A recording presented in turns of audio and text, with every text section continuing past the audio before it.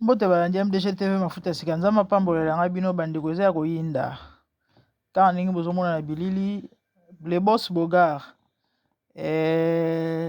patron Abed Ashou auti kobala nakangi volume bino boyebi musique ya mo eza na bamakambo kilikili na ba youtuber nakangi volume wana bomona Abed Ashou abina na épouse na ye mwasi na ye auti kobala e polémique eza na niveau nini polémique eza na niveau ya bakongolais baza na esengo te basepeli te basiliki batomboki balobi boye balobi Abed Ashou asakani na bacongolaise alalilali bacongolaise mpo lelo akende kobala ndeko na ye ya mboka na ye. Moi je crois que équivoque wana ou encore cette façon ya kopenser ezotenir debout te parce que nous aussi bacongolais tolingaka mpe basi misusu tolingaka mpe bandeko na biso mpe bacongolais ya mibali babimaka mpe na bikolo suka nango oyoka mpe kobala congolaise de même vice versa même bana basi oyoka oyengi na baghanais na banigéria suka nango oyo kobala congolais. Et moi je ne vois pas du tout mabe moko dans ça, à moins que peut-être na conscience na ye ezalaki azali na peso ya mekameka na bacongolais asakana na bango nano mpo bongo epuis likambo ya kosakana wana ta oyo bato balobaki non kosakana osakani na ye bosakani je sais pas moi likambo ya kosangisa nzoto na moto eza likambo ya consentement tant que eza viol te. Moi je ne vois pas kosakana moko place wana ya kosakanela moto moko place wana bino mibale boya mikolo tant que mwasi aza d'accord abima na mobali wana bapartage plaisir sentiment ya bango mibale bayoki bilengi bango mibale sikoyo kosaka nini nango bino bokobenga yango to mpe bokomona yango. Ngai nazofélicite Abed Ashou asali shwa na ye relation nyonso ebutisaka nango te na libala azalaki na Sonia azalaki so mpe na nani lisusu nayebi te soki esimbaki te lelo amoni ke abala mwasi oyo asepeli abala eke considère que mwasi yango aza bikolo moto ya mboka na ye. Et puis quelque part eza normal parce que ntango nzambe akeli bacongolais akeli baalgérien akeli bafrançais akeli basongolo bapakala eza hasard te. Généralement tokomona c'est vrai ezalaka nango moto ya mboka mosusu abali moto ya mboka mosusu, mais généralement bokomona ke bato babalanaka mingi bango na bango na baculture na bango. Sur 100% ya bafrançais bokomona 95% ou encore 90% ya bafrançais babalana na bafrançais. Ata soki ekozala ebele ekokita peut-être na 80 85 mais boréalise ke eza majoritaire. De même bacongolais sur 100% ya bacongolais na monde 80 à 90% ya bacongolais babalanaka bango na bango. C'est normal parce que baza bango na bango do eza babiloko nzambe asalango eza naturel.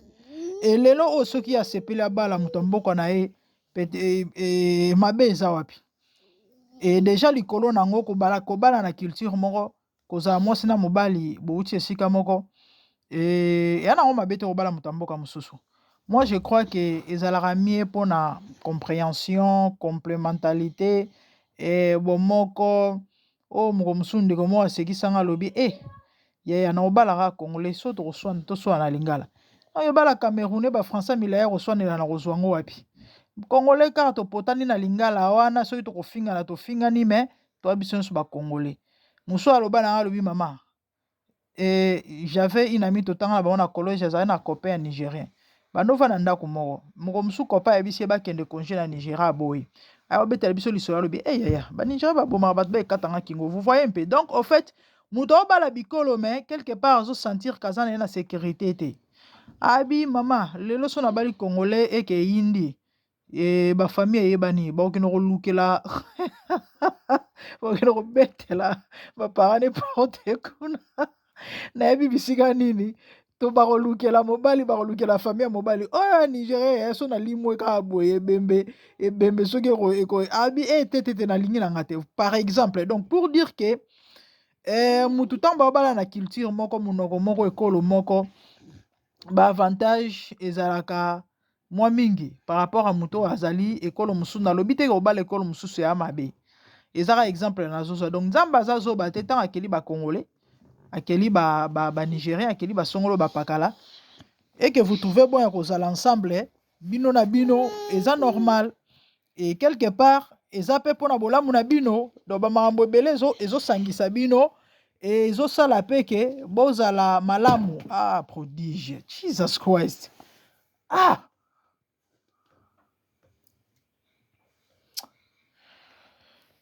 donc c'est un peu ça. Donc dire que abeda shwa lali ba congolais bande robo limbisa parce que yango na linga les olobama sakani na bana biso po kino bala ekolo na bango o mais attendez.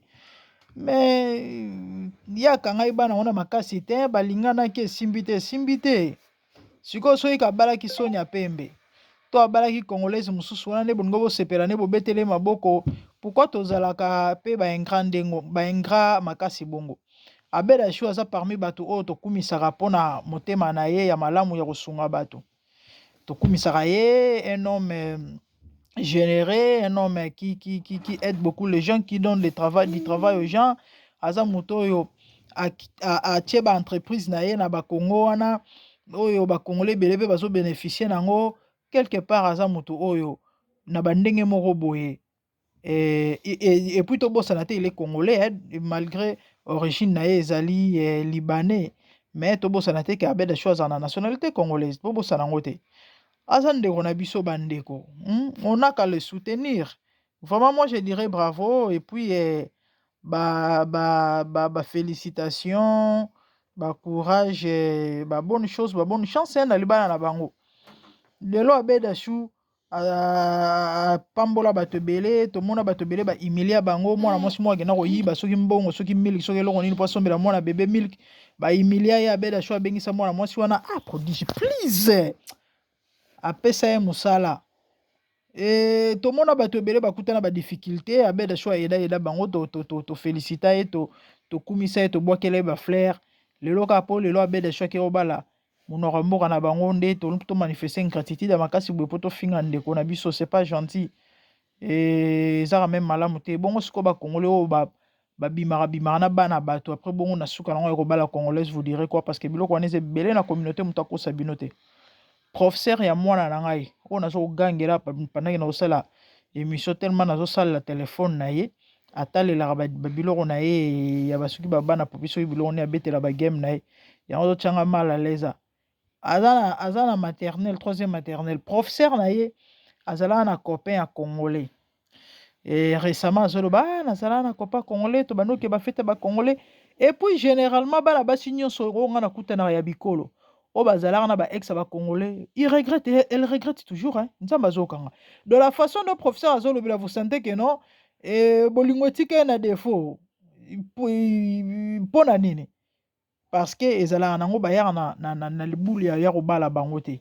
Ezaka ke non to réunir na fille moko ya bikolo, fille moko nigérienne, fille moko mondele, fille moko mais na suka nango ke bala ne monoko mboka. Pourquoi? Parce que ba avantage moko eza wana bolo balangue moko boza culture moko boza ezala toujours nde mususu. Ezala toujours nde mususu. Siko bande on biso wana po ni to zomela bango te ke yo obimi na bala bato ba nigérien après ko non. Ou encore babikolo na misusu pourquoi baloba yango te.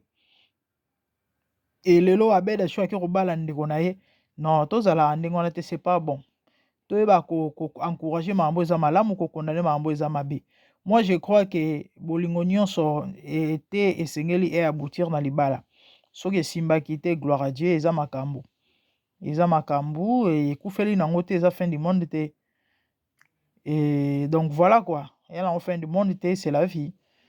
Et donc c'est un peu ça, on a tombé la bête de bonne chance et na libala na ye et puis voilà. Mutumso alobi, en tout cas vraiment mukileza ndenge atiki ba fia bangwenda akekozwa non attends, a utilisé terme moko akekozwa nini parce que la dame moi c'est abeda Chou azana simate toyebi bikolo mingi surtout ya bandibu boye aya ta telefone nangi koyi bikolo mingi ya bandibu bandeko na ngai to banda abeda Chou amina na madame na ye bandeko bikolo ebele ya bandibu bazala na bango na banzoto ebele te. A utilisé terme moko pour dire que non aza plat aza plan na sima alobi atiki penza bango ende ake kozwa na ye autilize elo mo abenga ekomba mobo na seki net na kufa. Donc en fait c'est ça le Congolais. Attendez, je vais vous na finalement ba commentaire botala. Ce monsieur a joué de nos sœurs pour à la fin se marier à sa race. Ma fille était à Bino. Mais attendez, moi je crois que Ezanango moi non nzambe na ngai na olakisa bino ba commentaire bandeko. Ya nango bato bazokanisa te to bazoloba te toyeba des fois ko yoka beda shu mutu mabe. Non, Congolais evo finga etala mutu ok mutu mabonde ekiti ya velo botika mwana bato cérémonie à mariage on dirait finale ya UEFA Champions League. Dans la vie il faut avoir de l'argent. Ceux qui ezalaki soni ya mes robes de mariée wana eza ya 4920 palettes. Hey, fait de l'oreiller oignon jumbo Congolais pardon ba Congolais bazanga makambo te. Pardon na bona umela ba commentaire et je sais pas si nos filles ont compris quelque chose mais va comprendre nini. Et bon, balobi l'homme peut tourner mais l'homme peut toujours tourner mais il sait très bien avec qui il va se marier à la fin. Effectivement, un homme peut avoir 5, 10 copines et bah toujours que na la songolo ou na la été ce qui est vrai. Moi je conseillerais généralement en disant ceci bana basi bozaka maele. Ouais, il faut ozalaka maele parce que c'est vrai ça la facilité pour na basi koyeba ke mobali oyo mais ebele misusu pe eyeba nango. Donc so ozolinga mobali po ke lobi bobeta lisolo ya libala surtout so bosali mwa ba mikolo moko boye mwa bambula, en tout cas c'est possible ya koyeba soki ekosimba to te. Mais eloko eleki tika eza te ndenge elobaka bacongolais. Mais il y a des gens qui forcent des relations aussi des fois. Ye moko ayebi na ye ke mobali yango ondira obala ndenge te mais alinga so pa convaincre ye so pa sa ndenge nini. Vous savez l'amour bolingo baforce yango te bolingo baforce yango te. Moto so alingi yo alingi yo wana bezosala bamagie mosongolo pakala te. Bana basi mosusu bazala oyo kazolinga prouve azongisa bo asala bo amatisa kitisa yana bato mosusu babala bango otali omituna mais oyo babaleli ye nini yo. C'est comme ça, l'amour est bizarre. Donc moi je conseillerais aux filles et que tant oza na relation na moto zala prudente. Mobali soit obala yo te surtout so boumeli mwa moke eyebanaka. Donc tant de jours réaliser eloko wana c'est pas la peine à forcer parce qu'il va forcer à bolingo te. O convaincre motu ta linga yo, o convaincre motu ta bala yo. Soki na motema na ye eza nango kaka ke no aoleka nzela po lobi tourner page wana elo akosala te. Ouais, basi nde des fois tozalaka ere moko ndire nayebi te nabenga yango nini so pa mvutuma ye soki aveuglement ye soki nayebi te. Mais sinon conseil na ngai ezaka mpona bandeko basi ke faut oza mayele ntango oza na relation na moto soit juste prudente et puis voilà. Mais sinon bonne chance. Ndeko moko un frère un ami à moi aza prophète. En tout cas nzambe utilisé makasi dans les prophétiques 3 jours passés il m'a dit non na yeba ina te bon ndire libala ngo pe libala esalema ina nte ya beda shu libala yo to salema so weekend oyo soki lobi awo. Mais nga na solo na ndeko wana soki 3 jours passés soki 4 jours alobi na nga ke nzambe apesa ye message ke libala abeda shu fo azongela Sonia. Libala na mwana mwasi oyo ake kozwa ya mboka na bango esimba nango te. Na biso ebisaki alobi na oluka ye na forme nyonso soka na kei tant kutu na osola na azali na kotana aina omela ji na ye alobi na nga so otuni kaka baloba kaka aza te tusa baranti ta mosoni ngoyo kobeta matolo ngoyo kobeta matolo. Mais c'est ce que Dieu m'a dit, c'est ce que Dieu m'a donné comme message. Mkonda mosala ngolu na kutana na ye en tout cas très sagement na osola na ye lelo asi abali mais bon via na makambo nango soki eza message ya nzambe nzambe azwa lokumu volonté nini moto ekokisama biso toya banani Tout ce que nous savons, c'est Kabali, et puis, Torotombeleka, bonne chance, et puis voilà. Donc, c'est un peu ça. Conseil, nanga mukezaki yangwana bandeko. Tout le monde a comme un sur négativement. Et puis, bon, c'est vrai, Abed, comme on a eu, image ou apé sa biso, ils ont moi la moins. Mais quand ya moto, kaka nzambe moto aye barana moto bazana ye. Tant bolo bake abali bandeko na bino ba congolaise te. Boye bindeni ke c'est un bon mari. Tant musupe bandeko na bino ba congolaise to pe bandeko na biso na banga bazala bango hésité na ye. Bon mon a quelque part on est délivrance moko bandeko na ba station na ba mususu. Donc tout le monde a comme amunyo so négativement te. Tout le monde a amunyo so négativement te. Yo eu déception kumisa nzambe za makambo. La vie continue. Donc c'est tout ce que je peux dire par rapport à ma Dachou, mais bon sinon bonne chance hein, nae, na future épouse nae, na nouvelle épouse nae, et puis na vie na bango sika. Les amis, et je crois na Kabino, abonnez-vous massivement si c'était votre première fois surtout. Yako Landabiso na MDG TV Mafuta Sikamon, c'est la grande dame. Normalement, on a mis Balasima et toujours continuer au salon analyse par rapport à tout ce qui se passe là, par rapport à la réalité, par rapport à